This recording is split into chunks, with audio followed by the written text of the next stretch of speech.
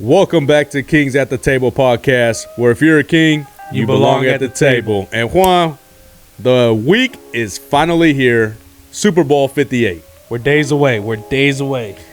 Days away from all this hard work, all these goddamn predictions we've been having all season. We put in some work this year. Oh, yeah, we hella did this year. For sure we did. I mean, some of them may have been a little far-fetched, but for the most part, I believe that we were on pace with knowing what was going to happen before it lightweight happened. Definitely. I think you were saying all season we were almost ahead of the curve. Like, we'll call it, and then maybe a week or two later, the main media is barely talking about it. Or maybe the next day. The very next day, that type of shit comes out. So, yeah, I mean, overall, great season for us, but two teams obviously are there, and it's the Niners versus the Chiefs. And Juan, we said we were going to break it down about how we see the game going and all. Yeah. One thing I do want to talk about is legacy-wise, is how Patrick Mahomes is on pace right now to, if he were to win this Super Bowl, potentially on pace to catch Tom Brady. And for me, hearing that as growing up, watching Tom Brady his whole career, Yep. it's crazy to think that, like, if you slow down a bit as a fan, that this is a young Tom Brady. Or like the next wave of greatness is already here. Like, we've only had Tom Brady out of this NFL for what, like 2 years now? Yeah. And there's already another guy who's already on point to be the next one. Do you think, this is kind of off right now real quick, but sure. as far as how NBA and NFL works, the way they extended Brady's career, usually quarterbacks retire early. Was it more of a transition of his business? Like, okay, Tom Brady's walking out. Let's wait a couple years until we feel we have that guy. Why do you think LeBron's playing all this time? I know that's going to get caught off. Let's not go too deep into that. But just the fact that they waited till Mahomes was ready. I don't think it was so much of the fact that he was ready, like that the NFL was ready for him to come out. I think it was more along the lines of like, bro, he's here already. Like, I mean, hey, you know what? We said we were going to do this many with you, but like, hey, homeboy's ready to go now. I mean, he's doing it already. His stats are ridiculous. You know, if he does come out with another W this year in the Super Bowl, like, I mean, how hard is it going to be to argue that he's not the best quarterback in the league right now? Like, going forward. What do you mean? As far as like asserting his dominance as of right now. Oh yeah, that's not even a question right now. Like he's solidified as like, all right, he's the best guy we're gonna see for a long while, unless something else happens. But other than that, I mean, you know, we don't hope on injuries or nothing like that. But what I'm saying is like he's already there. Like there was no transition period. Is kind of like what it was. Definitely. And when we get asked about, I've been asked this once, is who would you take? Tom Brady or Patrick Mahomes, and you have one game to win? Damn, that's a hard one. I mean, for me, it's hard. It's a little hard, and I think we did. I think we may have touched a little bit on it, and it was kind of hard because I was like, I can't. Like, I want to say Mahomes. Like, the instant first reaction is I want to say Mahomes, but then I always remember all the shit that Brady did back. You know, I've seen how he changed the game, and right now, like that Mahomes is doing that right now. I think if I had to pick one, I would probably go with Brady.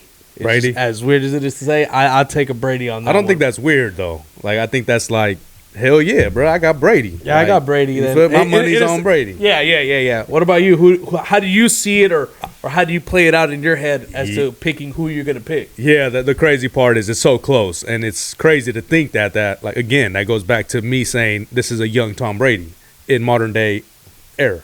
Yeah. Mahomes is mobile in the game now. Like, he has that ability to move out the pocket, way more mobile than Tom Brady, but he has the IQ of Tom Brady. So it's like, God damn, this dude is the one in a way. Like, as smart as Tom Brady. So just picture yourself, go back in time when Tom Brady was with the Patriots, killing the league, but picture him mobile? Bruh, what? That would be a hella scary ass thought. A mobile Tom Brady? Bro, that should be crazy. That'd be the shit, dog. He would have won 10. That's crazy. So that's what's crazy. Is like, what? You're like, that's crazy. That's crazy. That's a good way to put it. That is a good analogy. Like, it's a trip. Like, Mahomes is a dog, bro. He is. He is. For I sure would have to go Mahomes, even though I grew up watching Tom Brady and I never thought somebody would catch up to him. Mahomes is definitely the guy to catch up to him. I think, you know, it was going to happen eventually. somebody would catch up to him, but I think what it is that we didn't expect it to be that fast. Definitely. Like, damn, bro. Like I said, he just left the league 2 years ago, and like we're already talking about, okay, well, Mahomes is the next man up as far as being the face of the franchise and the devoted champion of the NFL. So that's a quick pickup for Mahomes. Like, now just think about the kind of pressure that has on him now as far as, going forward. If you're the face of the NFL, like when people would talk about, oh, who's the best champions, or, whatever, they're like, oh, the fucking Patriots, Tom Brady this, Tom Brady that. Well, it's Patrick Mahomes now. Like, Definitely. It's a whole different scene from what Tom Brady had before to the NFL and what the scenery and everything that's going on in the world and everything like that with Mahomes. So, like, how do you think the pressure for Mahomes is as being that new face of the NFL kind of per se is going to go for him? Yeah, I think he's already understanding where he is and the position of how much his greatness could be. He's more of he's taken in. He's taken everything in, and he understands who he is and who he can be for the league, not just for this coming seasons. But I mean, I think he's not really that humble. Like I kind of, some people say he's not that humble, but at the same time, it's like he's proven every damn year that he can make it. So, hey, yeah, that's you true. Feel me? Like, he's backing it up. Yeah, that's true. You might not like that he's not humble, but he's backing that shit up. I mean, he's getting there every time. Every time. But yeah, let's get into the way they got there, though. As far as this could be that tough little road that they had. They had a good. You can't take it away that the way they got there, they didn't have to fight. Because the teams they played against, are we going to sit here? I'm not going to sit here and lie. I had them, well, except for one of them. But I had them losing the other two. The first one I for sure knew they were going to win was that Miami game. I'm pretty sure we could all kind of agree. I had Dolphins. I think you had the Dolphins on that one. But I was like, they'll get past Miami. And they made that shit look easy, especially against Miami. And they were at home and everything like that. The weather was an element factor. And then the second game, I was like, there's no way they're going to beat the Bills, especially how hot they're rolling and everything like that. And I had Kansas City, and you had Buffalo. And the Kansas City Chiefs handled that. And then going into the last game against Baltimore, we both said Baltimore. Yeah. And boom, they slapped us back in the face on it. And every single game they played in, they looked legitimate. Like, as far as like, this team is hungry. They want to win this game. They're going for that win. Like, you could see that shit. Definitely. And every single one of those games. So like right now, like I feel like even though they are going to have a really tough opponent in the San Francisco 49ers, I think that we're not going to say predictions yet. But they definitely right now, I think as them, they have the momentum riding in. So that's kind of a little bit of an edge that I've seen for them coming from where they came from. You know what I mean? Yeah, and little backing up what you're saying as far as how they got there is, if you think about it, out of all the Super Bowls Mahomes has been to, this is definitely the toughest one he had to go through, and it's with less weapons, in my opinion. I think it's like he only has Kelsey, and that's no disrespect. I mean, he got Pacheco. He's starting the ball. He's starting to get in rhythm. You got Rice. You got these guys, but, I mean, if we talking keeping it real, like all pro players and pro bowlers, he only has Kelsey on the offensive side. That's true. And everyone knows it's Kelsey. So what's tripping me out is Mahomes is doing that still. Like, he's not doing no crazy numbers he did the years before, but he's doing that clutch moment, that third down. Like, no one's talking about the third down ratio that the Chiefs have. It's big, especially in games like these. Mahomes is in his bag right now. Oh yeah, for sure. He's definitely pulling out all the stops, and you're seeing it on the field. Like we didn't see this Mahomes during the season. Like, this kind of style of Mahomes, like he's got that determination on him. So, I mean, definitely. And then the defense is firing on all cylinders right now. I could kind of want to echo the part that he's changed his game overall of how the system is being played. Yeah. Like, they were way more offensively deep passes. Now it's more old school, the offense. I don't know if you're paying attention to how the Chiefs are running. They're running hella heavy now, and they're running between the tackles. They're not finessing stuff no more. And moving the chains. Yep. They're not the big plays no more. The big plays are good. They'll get you there, and sometimes they'll win you championships, but sometimes you don't, because the big play is what ends up messing the time possession. Yep. These guys are running through that field, moving the chains. I'm like, I kind of like that more mature Mahomes as far as the game wise. I see what you're saying. Like, you know, it's almost like he's not having to like, oh shit, I got to air a fucking deep pass. He can, all right, cool, I'm good right here with a quick little 10-yard dump, little 5-yard dump. Just as long as you're moving that fucking football. And I think they killed time of possession against the Baltimore Ravens, keeping Lamar Jackson on the sideline. Yeah. So I mean, can they do that again? You know, you never know. Especially like how you said, this offense has really seemed like it matured and it's playing a different style of football, which is just adding ammo to fucking Patrick Mahomes going into this game. Definitely. Juan, let's get into how the Niners got there and the road of what it took to get there. Well, the Niners, I'll go let you go ahead and break this one down for us, Rich. I mean, they had a bye week and all, but then they went and they actually had home field advantage. They played the Packers. Now, this game was I was expecting to be very one-sided in San Francisco. Yeah. And it looked like it was more of a Green Bay win or Green Bay loss than a Niner win. Yeah. And it wasn't too bad and all. Like, they came and they won the last drive, but it wasn't like we won that game. It's like, damn, all right, yeah.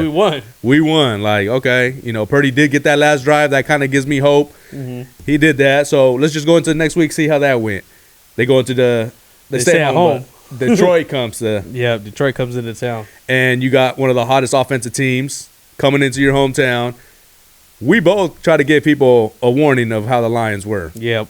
Right. We try to give you guys a heads up. And we weren't really talking bad on the Niners. No. But people took it that way. Yeah. Unfortunately. Right? Shouldn't have been that way, but not at our attention. Okay. Because what we're doing is just expressing how we feel about the sport and the game. It's not really teams. That's how we see stuff on this podcast. No, we'd like to kind of be like the third view for you, I guess you guys can say. Definitely. So then the Lions go in there and they had a great lead at the first half. Like amazing, 27-7, 24-3, right? 20, or something like that. And they blow it. That's now, the crazy I part. get the Niners come back and win. Momentum second half. That's huge. Don't get me wrong. That is big.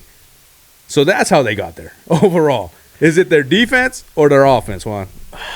I would have to say, right now, I'd say it was the offense that helped them get there this time around. Because if you think about it, man, I was writing some notes down prior to when we were going to get started up.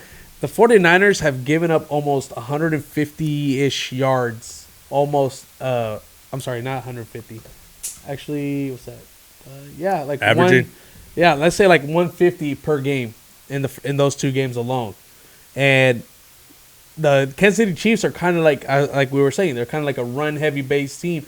Although they only rushed for 89 yards last game, the other two games they got over 140 yards easy. So, I mean, if that's some success that you could kind of see Kansas City having against the 49ers. Yeah, we're not going to get into the matchup. No. But Offense offensively is the reason why they stuck around and hung out in there, because obviously the name of the game is you got to outscore your opponent. And so they kind of got it together offensively in the second half of those two games to put up points to get the win. I mean, I say that the defense didn't do their job. They did their job, but had they done it earlier, they would have been a little bit more set up properly to just pull out the wins. For sure. I'm going to have to agree with that. I think that their offense is definitely what got them there. And, their defense is going to have to step up big time. But let's get into the whole legacy part again. And we're going to talk about Brock Purdy. Okay. Because he is in his second year and he's in the Super Bowl. And, obviously being the last pick and having those ton of weapons, he's almost getting labeled a system quarterback even though he's in the Super Bowl. What would it be for him to win this Super Bowl? Well, I mean, I touched on it a little bit last week. I said that this could ultimately be the beginning of his legacy, whether or not if he wins it, I mean, bro, it's Brock Purdy time. He's got to prove that he can do this, all the time. I know it's hard to do back-to-back or be as good every single year, winning games and everything like that. But this is the part where you got to start showing out that you are that quarterback, that you're not just some system guy. You're just as valuable to this team as to everybody else is on the team. You know what I mean? Like I think they said that he's like the 10th best player on the team. Well, prove that he's number one. You know what I mean? Like, show your number one, assert your dominance as far to your team.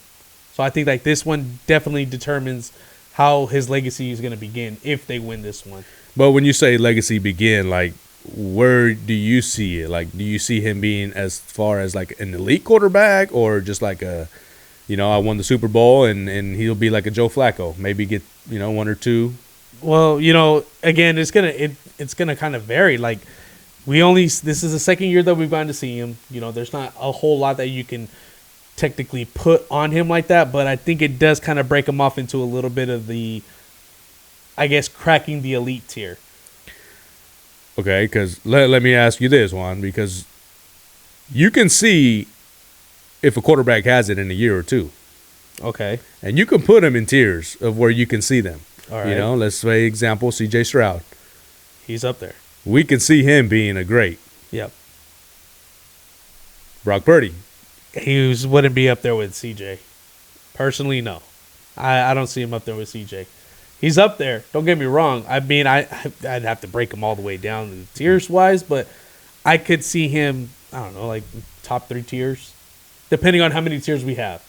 Okay, like where would you put him on with? Like, give me an example of what other quarterback even of the past or now, or Brock Purdy. Let's see.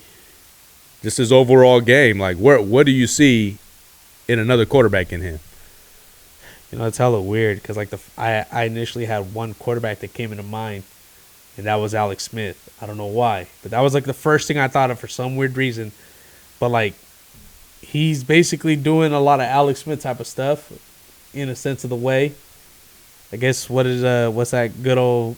He's a game manager, basically, kind of like he just controls the tempo of the game. Yeah, he's in his second year. In his second year, that's what I'm saying. Like, it's just kind of like that's where he's at right now in my book. You know what I mean? Like he has a chance to either get better or he can get worse depending on what happens. If going forward in his career. Like, how do you view or you see Brock Purdy as? Yeah, so I think he has a lot for his legacy in this game. Again, it's not just it's because it's early in his career. It would be huge to beat Mahomes. It would be huge to beat a young Tom Brady, especially in your second year. Again, it's a whole team effort. I understand that. But if he can win this one, who knows, bro? Like, they got a stacked squad that they can go in a couple years, and they could be the Chiefs of now, even though that could be a rivalry going forward, seeing each other in the Super Bowl. I mean, You're talking about they could have met last year if they beat the Eagles. Yep. That could have been 3 Super Bowls in, 5 years? Same fucking game. It could keep going. Yeah. You know what I'm saying? So, as far as tiers and what I see him like, it's still, like, it's hard. I don't think he's on the C.J. Stroud ceiling. I think C.J. Stroud is he's the great one. He could be up there with the Mahomes. Yep. Is how I see it already as a rookie. He can get there. Right? Yep. And Purdy, he's in his second year, and I don't see that ceiling, but I think he's a pretty decent quarterback. Projections, like, of how he can go and who he can be, and the high ceiling, it could be as far as it sounds crazy, but like a Steve Young, like, it's a Niner. He's not as mobile, but he Purdy be getting loose. Yeah, he can. He shows it. And he kind of extends plays. Yeah, he can. But he's smart with the ball, too. He'll get rid of it when he needs to. Because let's remember, Steve Young went into a great situation. Oh, hell yeah, he did. But no one talks about that. He walked right in. Brock Purdy walked right in. He walked right Same in. team. He could get mobile. He's in the second year, bro. He wins 3 or 4 Super Bowls. We like, bro, that's a top quarterback. That's what I'm saying. Like, that shit's crazy. He can get there, but it's just it's a wait and see game right now. And that goes back to how we're speaking about legacy of how huge it is for Mahomes and Purdy. But one thing that no one's talking about is Andy Reid and Kyle Shanahan. Now that's a legacy thing too. I mean, you were just asking me earlier, does this crack Andy Reid into the top coach ever? Yeah. Category. Yep. I think it does, because I mean that's going to be 3. You got 3 Super Bowls, and you did it with one guy, with Mahomes. I mean, obviously, like I said, it's team, like you said, team effort and everything like that. But that's kind of like solidifying him, and having his number one guy. Kind of like all the other greats that came before. Obviously Brady and Belichick, those go together. Bill Walsh, Joe Montana. You know what I mean? Your boy Shanahan and John Elway. Yeah. That's what I'm saying. You know Oh, what I mean? yeah, hell yeah. You have your guys that you do it with. You know, you kind of need the pair. Yes. So, I mean, I think this is the part where it kind of breaks them off into that one bracket where it goes into like, yeah, these two guys go hand in hand together. Yep. As far as the Brock Purdy and Kyle Shanahan situation, again, this could be the start of it. We got to see Shanahan already once. Try to do it with Jimmy. Jimmy wasn't the man. This time he's got Brock Purdy. He's got everything he needs for this game. Put it on the field. This could be the ultimate start of where their little, duo can come into play. Going to see what happens going forward and everything like that. What about you? How do you see it? No, definitely. I agree with everything you're saying because my biggest comparison to Kyle Shanahan for the longest, I say about maybe 2 years, was Andy Reid. And when I was saying how much pressure it was on the Niners and Kyle Shanahan together as a head coach and a team, this season was so huge to win it. I know they got there, but I still believe they had to win it. Now, I don't think anything's going to happen to Kyle Shanahan as far as losing his job or anything, but the way I saw it was Andy Reid on the Eagles. He would always take the Eagles to the fucking NFC Championship, couldn't win it. And then Kyle Shanahan is kind of doing the same thing. Oh, shit, yeah. And it's like, not against Kyle Shanahan as a head coach. I just think sometimes you need a new start. Now, he's starting to turn it around. I mean, if they win it this year, hey. He did it. He did it. I was never against Kyle Shanahan as a coach. It was more of a new start. Kind of like Andy Reid ended up meeting Mahomes with the Chiefs and all that. Yep. So, again, you said Kyle Shanahan with Brock Purdy and how that can become the new Andy Reid and Mahomes. So, overall, as far as legacies, there's a lot on the line. Oh, yeah, for all these guys. Then what is that going to do with when it comes to, what's his name? Travis Kelce. Does he go down as possibly one of the greatest tight ends to ever play the game? Yeah, hell yeah. Because, hey. He just beat the record for most receptions in the playoffs, passing Jerry Rice. I mean, there you have it right there. He's got the stats to prove it, to back it up. I mean, I think. Who do you put him up there with? I mean, there's only what? Hold on. This is actually a trivia question for you. Did your boy Shannon ever get a Super Bowl MVP? That's just asking, like, right off the top of your head. I don't even know. I would have to go with John Elway. I He can't got both tell you of on them, top of my head, but yeah, for sure, John Elway. Okay, well, here's what I'm going to say. Let's just play what if, Rich. What if Travis Kelce wins Super Bowl MVP? What about it? Does that put him as the greatest tight end of all time? Well, yeah, he's definitely up there. I mean, when you get to these debates of all time, it goes with error. It goes with a lot of things that the debates can go on forever. And some people listening could take it a certain way and, like, you're going to say, oh, how could you even say that? That's why it's hard to compare errors. Yeah. That's why I just give them, like, he was that top guy at that era. He was the top guy in that era. If they were to say who's the best one, I mean, I personally would still have to go Shannon Sharp because he would be a dog in this era, bro. What about Rob? Rob Gronkowski's up there, too. You feel me? Gronk, Tony Gonzalez, Antonio Gates. You can put them all. I mean, that's that top tier of tight ends. Yeah.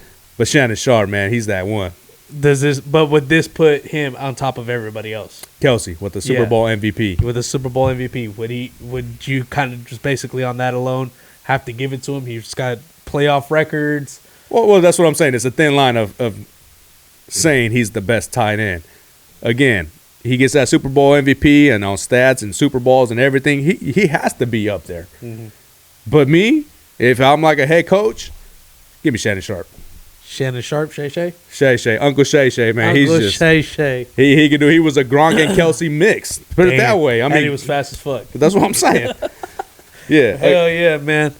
Well, getting on to the next topic, let's talk about this little weird hiccup situation that happened for the 49ers going into this whole practice facility thing. Yeah, so apparently Scheffler reported that their practice facility at the UNLV, the field averages for practice is a 78. It's like they rank them. Okay.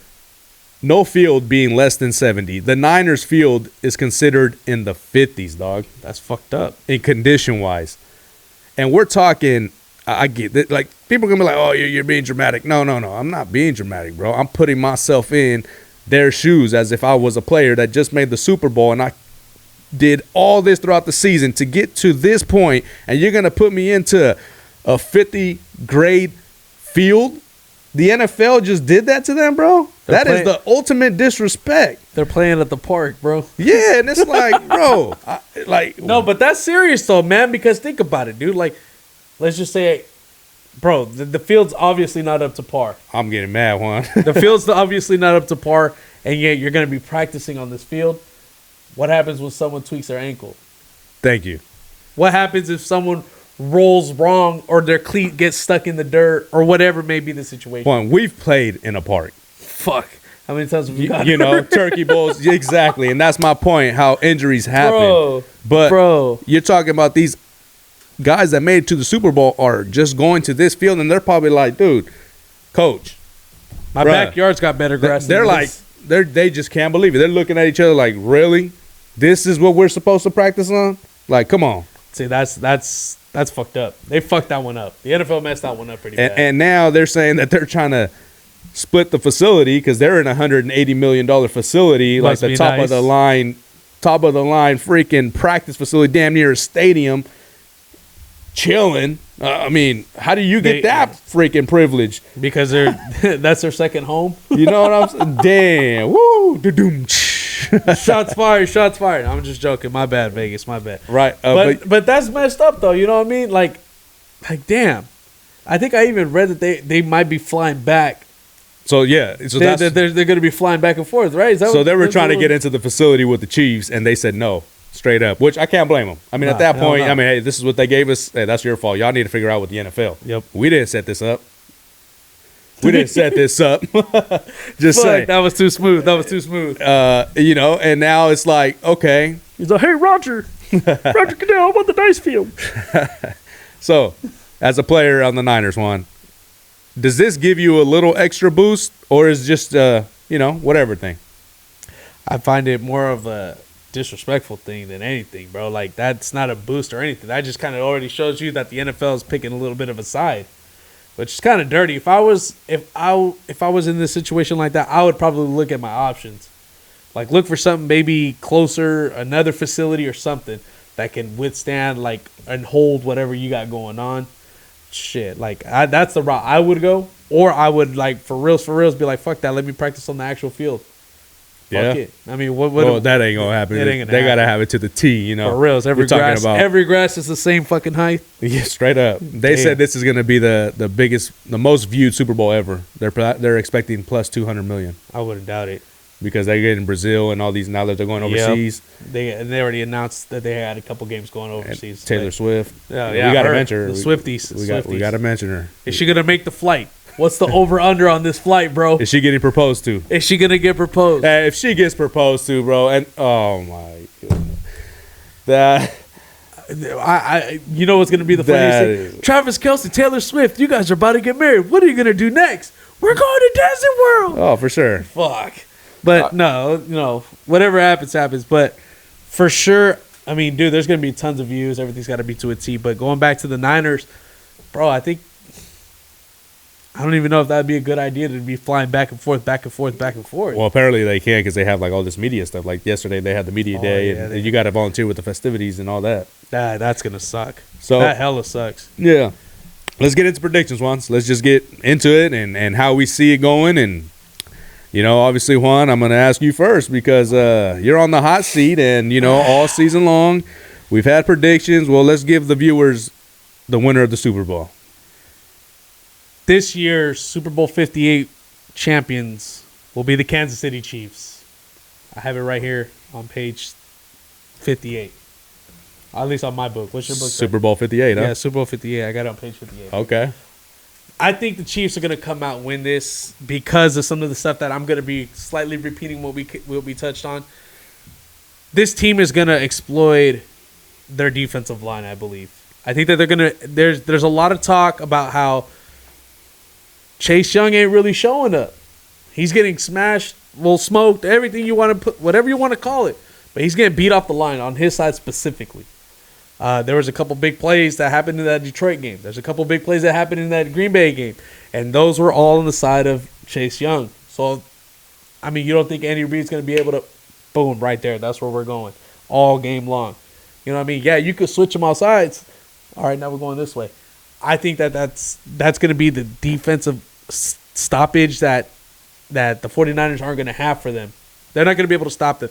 And then going on the other side of the ball on the defense, you touched on him last week. Snead. That dude is a fucking animal right now on that defense. I would be number one to paying attention to him for sure. McDuffie is jamming dudes at the line. That's going to be a matchup I can't wait to see. I want to see this dude and Deebo Samuel go at it because neither one of them is going to back down from each other at that line. And it's just going to be awesome to see these two guys go at it. I believe that Kansas City's defense right now is rallying something different. Their linebackers, their defensive line, everything is like hitting on all cylinders. And like for some weird reason, man, I'm not worried about this 49ers offense like really getting after them because again, like I was touching a little bit earlier, the 49ers in their last two games have barely gotten over 255 yards passing. That's Brock Purdy's work. He's barely got over 255. This playoffs, the most the Ravens have, not the Ravens. The most that the Kansas City has allowed was 250. So you're not going to be able to beat them like that if they're already shutting all these other teams down, especially with more weapons that I think the Niners have to offer up on the table right now as far as wide receivers wise and things like that. I do understand the part where you got to count for Christian McCaffrey because that guy can do head number 1 to number 10, all those positions all the way throughout the entire offense. So again, I just see that this Kansas City's defense is going to be the reason why they stick around, or not why they stick around, but why they win this game. Is they're going to be able to hold it down on the defensive side and limiting the 49ers on their offensive opportunities. And I think Mahomes and that offense is just going to do that slow play game, man. They're just going to wear it out, and then just handle business. And Kelsey's going to probably get a tuggy or two. So you're expecting a close game? It's funny. Every time I give you my score prediction, and I think it's not that bad of a score, you're like, bro, that's a fucking blowout. Every single time. It's going to be one of those type of situations, I believe. So what? Oh, I knew you were going to do that to me. Let's go 32-21. 32-21. Kansas City Chiefs are the Super Bowl 58 champions. Who's your MVP? Let's go. Damn. This is for the Swifties. Let's go with Kelsey. Kelsey gets the MVP. Hey, that's solid. 2 touchdowns, MVP, Kelsey. That's cool and all, but I'm going to have to go with a really good game. Okay. Because I don't know who I'm going to pick as MVP, and I don't know who I'm going to pick yet. Kind of threw me off on that one. Yeah. I kind of got stuck. Like, oh, fuck. Fuck it. I'm going to go Break with it down for us, Rich. Break it down. Yeah, definitely. I just see the way how both teams have carried their momentum into the next game as far as if it's not that good of a momentum or a good momentum. Now, you're looking at how the Niners have pulled out these 2 wins with not even playing their average game in a way, bro, until that Lions second half. That's when the Niners have showed up. And it's like, you got to the Super Bowl with that type of game? These guys haven't even had above average type of game yet. Like, I understand the teams they're playing and all, but they're in the Super Bowl. They haven't had that dominant game they had against the Cowboys in week 2, week 3? Now, that was a Super Bowl type of game. If they have that type of game this Sunday, that shit is going to be a blowout. And I'm not talking about Chiefs winning. I'm talking about the Niners. If they show up how they showed up against Dallas, that's that Super Bowl championship type of team right there. That's not no Lions and Packers type of matchup. This is my get back type of Super Bowl. This is 2024, the year of karma, of what happens. It's going to come back and bite you in the ass. Yeah, you got us with that deep pass. I'm saying us as if I'm talking as a Niner, because damn right I'm a Bronco. Now, Jimmy G threw that pass and missed him, and he's like, yeah, that could have probably cost you that Super Bowl. Seriously, let's keep it real. I'm sorry, Niner fans. I'm sure you guys still think of it, and you guys are probably scared to go into this match seeing that shit. That's a lot of trauma, bro. As a fan, you're like, fuck. Not again. Like, damn, we're really playing the Chiefs. Man, I don't know if we're going to beat them. Fucking Mahomes. They're thinking all kinds of bad shit, bro. Like, they're having nightmares. Have you talked to a Niner fan lately? They've been asking me a lot, like, hey, What do you think's gonna happen in this game? What do you think? Yeah. Prediction? I'm like, I don't know. Yeah, I don't know. I gotta do my homework. You know, it has a lot to do with the past of how they got there against the Chiefs last time. But this is a whole new year. This is what I was saying as far as how great this run of Mahomes could be if he were to win this, because he doesn't have that same type of talent around him. Now, it would be a great championship for him to win, but I'm going to have to roll with the Niners. I think they're more of a complete team. Now, again, Brock Purdy is young, and that's going to be a ton of pressure. You're going into the Super Bowl in your second year against one of the greatest quarterbacks to ever play. He has all the fucking confidence, and you're looking like you mentioned it before, David versus Goliath. It's kind of one of those matchups, and you know what happened in that little turnout, right? Oh, yeah. Yeah, Goliath came and knocked that guy down real quick, and David knocked him out. David knocked him out. Oh, David knocked him out. David knocked My out bad. Goliath. Rewind. Remix. Yeah, but yeah. It's Anyways, a story y'all never heard. Y'all never heard that one. Brock Purdy will be the MVP. He's gonna come in and show up. He's gonna have to, because if they have any chance to win the Super Bowl, Brock Purdy got to go for about 3 touchdowns. We know McCaffrey's gonna be there. One thing about the Chiefs' defense is they try to lock down one thing you're great at. The thing about the Niners is they can go plenty of options. Different routes. Like, good luck stopping this offense. It's going to be a hell of a high scoring. I could kind of see that 31, what, you said 32-21? 32-21. Yeah, I can see a high scoring like that. I'm going to go on the fact of like 34-24. 10-point game. 10-point game. All right. You guys heard it here first on Kings at the Table. Make sure you like, comment, share, and subscribe. And again, y'all make sure to keep tuning in with us. I know the Super Bowl is over. Our predictions are done, but we're still going to be doing some off-season stuff. For sure. We talk about where we think a couple guys might be going, who's rumored with what, but, we'll keep you guys updated as best we can. And like he said, like, share, and comment. Go on.